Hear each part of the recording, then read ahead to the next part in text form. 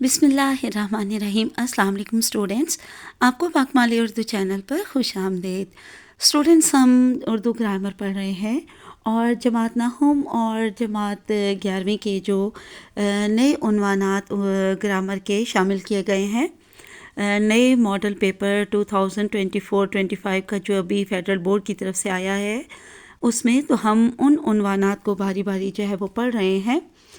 जमात नाहम के model paper में, जो कि मैं आपको मॉडल पेपर पूरा दिखा चुकी हूँ और एक बार और इंशाल्लाह उसके ऑब्जेक्टिव सॉल्व करके और पूरा पेपर भी समझाऊंगी। बहरहाल आप मेरी पहली वीडियो से वो लेटेस्ट फेडरल बोर्ड का मॉडल पेपर जो आया है वो देख सकते हैं। तो इसमें आज की वीडियो में जो है हम एक नया टॉपिक जो है कॉलम निगारी, जिसकी हमने कल कॉलम निगारी क्या होती है ये भी हमने जाना और कॉलम के मानी और तारीफ़ क्या है ये सब भी हमने कल पढ़ लिया था।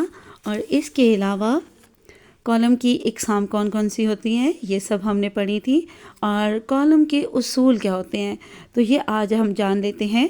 कॉलम लिखते हुए 3 उसूल जो हैं वो ख़ास तौर पर मद्देनज़र रखने पड़ते हैं। सबसे पहला होता है मौजू का इंतखाब। तो आपने मौजू का इंतखाब करते हुए बहुत ज़्यादा ख़्याल रखना है कि सही हसास मौजू हो, जो आवाम की फलाह व बहबूद से मुतालिक हो और उसके अलावा जो है वो आवाम उसे दिलचस्पी से पढ़ें भी और उस पर अमल भी करें, अपने हकूक़ व फ़राइज़ को भी जानें और इसके अलावा मुताल्लिका हुकाम जो है वो भी उसको पढ़ें और अपनी ज़िम्मेदारियों को महसूस करें। उसके बाद जो दूसरा उसूल मद्देनज़र रखना होता है कॉलम लिखते हुए वो है मवाद का हुसूल।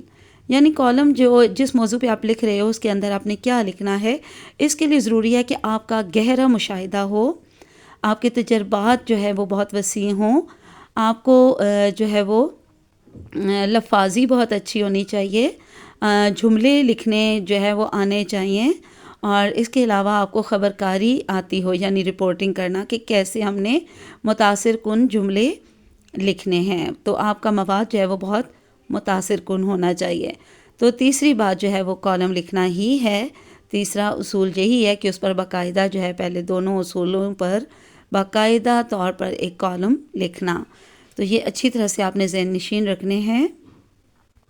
जी, तो स्टूडेंट्स आज हम जो है वो एक कॉलम पर एक उन्वान पर जो है वो कॉलम लिखना सीखेंगे। आप इसको कॉलम भी कह सकते हैं, आर्टिकल भी कह सकते हैं और इस मौजू पर अगर आपको कोई तकरीर लिखनी पड़ जाए तो उसके लिए भी यहाँ से आप मवाद ले सकते हैं। ये जमात नाहम के लेटेस्ट मॉडल पेपर जो 2024-25 का फेडरल बोर्ड की तरफ से आया है उसमें कॉलम मौजूद है। तो आपने ये बहुत अच्छी तरह से तैयार करने हैं। मुख्तलिफ़ उन्वानात पर आप कॉलम लिखना सीखिएगा और पढ़िएगा भी। जहाँ से भी जितना मवाद मिले, जितने मुख्तलिफ़ उन्वानात पर आप कॉलम पढ़ेंगे उतना ही आपके लिए अच्छा होगा। बेशक के अनसीन आते हैं, अनदेखा आता है, लेकिन बहुत सारे मुख्तलिफ़ उन्वानात पे अगर आपने पढ़े होंगे तो इंशाल्लाह उन्हीं में से किसी उन्वान पर आ जाएगा और अगर उनमें से किसी उन्वान पे ना आया तब भी आपके पास लफाजी बहुत अच्छी आ जाएगी, जुमले लिखना आपको आ जाएगा और आपके पास बहुत सारा जो है वो ज़ख़ीरा अल्फाज जमा हो जाएगा। तो इसलिए मुख्तलिफ़ उन्वानात पर बहुत सारे कॉलम जो है वो आप जहाँ से मिलें ज़रूर पढ़ा करें। तो मैं भी आपको बहुत सारे इंशाअल्लाह उन्वानात पर करवाऊँगी। तो आज हमारे पास पहला उन्वान है समुद्री आलूदगी की रोकथाम। इंसानी ज़िंदगी में समुंदर की अहमियत सब पर वाज़ेह है। दुनिया का तकरीबन 70% हिस्सा पानी पर मुश्तमिल है। मौसमियाती तब्दीलियों पर भी समुंदर बहुत असरअंदाज होते हैं। इंसानों और आबी मखलूक को रिस्क भी फराहम करते हैं। यही समुंदर आज इंसानी सरगर्मियों के नतीजे में आलूदगी का शिकार होते जा रहे हैं।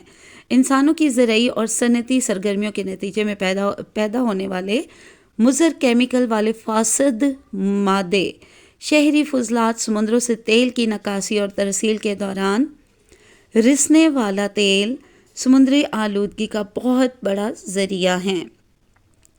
समुद्री पानी को आलूदा करने का मतलब आबी हयात की हलाकत है। अब हम देख लेते हैं कि समुद्री आलूदगी को कम करने के तरीके कौन कौन से हैं। तो ये आपके कॉलम में आपने जिस मौजू पर आप लिख रहे होते हो तो आपने हमेशा उस मसले का जो है वो हल भी ज़रूर بتانے کی کوشش کرنی ہے، اس حل کو کس طرح سے، اس مسئلے کو کس طرح سے حل کیا جا سکتا ہے، اس کے لیے کون کون سے طریقے اپنائے جا سکتے ہیں، وہ ضرور لکھا کریں. اور اپنی طرف سے جو تجاویز آپ پیش کر سکتے ہیں، آپ کے نزدیک جس طرح سے ان مسائل کو حل کیا جا سکتا ہے، تو اس بارے میں آپ ضرور تجاویز وغیرہ بھی لکھا کریں. تو اب اس موضوع پہ ہم دیکھتے ہیں کہ سمندری آلودگی کم کرنے کے طریقے. اچھا، یہ طریقے جو ہیں یہ آپ ہیڈنگ وائز بھی لکھ سکتے ہیں، یعنی کہ ہیڈنگ دے کر بھی کالم میں لکھے جا سکتے ہیں اور ہیڈنگ کے بغیر بھی. لیکن اگر زیادہ تر جو ہے نا کالم بغیر ہیڈنگ کے ہی لکھے جاتے ہیں، تو یہاں پہ میں نے سٹارز بنائے ہیں. اور اس کے علاوہ جو ہے جو بھی اہم نکات ہیں جن پر یہ جو طریقہ کار اپنائے جائیں گے ان کے بارے میں جو ہیں، تو انہیں میں نے انورٹڈ کاماز میں بھی لکھا ہے. ٹھیک ہے. سمندروں میں خطرناک کیمیکلز کے اخراج کو کم کرنے کے لیے قوانین نافذ کریں اور قوانین کی خلاف ورزی کرنے والوں کو سزا دیں. تو یہ اس کی پہلی، اگر آپ ہیڈنگ وائز کرنا چاہیں گے تو ہیڈنگ ہوگی قوانین نافذ کرنا یا پھر سخت قوانین کا نفاذ. دوسرا نقطہ دیکھتے ہیں، دوسرا طریقہ. سمندری آلودگی کو کم کرنے کے لیے ری سائیکلنگ اور کچرے کو مناسب طریقے سے ٹھکانے لگانے کو فروغ دیں. یعنی کچرا جو ادھر ادھر پھیلا ہوا ہوتا ہے اس کو اچھی طرح سے ٹھکانے لگانے کے لیے جو اقدامات کرنے ہیں وہ کون سے ہوں گے. تو یہاں پر بھی آپ دیکھیے ری سائیکلنگ اور کچرے کو مناسب طریقے سے ٹھکانے لگانا، یہ آپ ہیڈنگ بنا سکتے ہیں. اور یا پھر ویسٹ مینجمنٹ، یہ بھی آپ اس کی ہیڈنگ بنا سکتے ہیں. جی، تو تیسرا کم کرنے کا، آلودگی کم کرنے کا طریقہ دیکھتے ہیں. جہاز رانی یعنی کہ شپنگ آپریشن کے دوران تیل کے رساؤ کو روکنے کے لیے اقدامات کیے جائیں. اس مقصد کے لیے تربیتی پروگراموں اور جدید ٹیکنالوجیز میں سرمایہ کاری کریں. اس کے لیے بھی آپ اسی طرح پوائنٹ وائز بھی لکھ سکتے ہیں. اور اگر ہیڈنگ بنانا چاہیں تو وہ ہوگی تیل کے رساؤ کی روک تھام. اب ہم چوتھا کم کرنے کا طریقہ دیکھتے ہیں. تعلیمی اور سماجی سرگرمیوں کے ذریعے سمندری آلودگی کے نتائج کے بارے میں عوام میں بیداری پیدا کریں کہ وہ ماحول دوست طرز عمل اپنائیں. اس کی آپ ہیڈنگ بنا سکتے ہیں عوام میں بیداری، اور یا پھر سمپل بھی آپ اس نقطے کو لکھ سکتے ہیں. اور یا پھر عوام میں بیداری کی ہیڈنگ بنا لیں، اور یا پھر عوامی تعلیم و تربیت. جی، تو یہاں پہ آخری جو سمندری آلودگی کم کرنے کا طریقہ لکھا ہے میں نے وہ ہے عالمی سطح پر سمندری آلودگی سے نمٹنے کے لیے اقوام کے درمیان تعاون کو فروغ دینا چاہیے.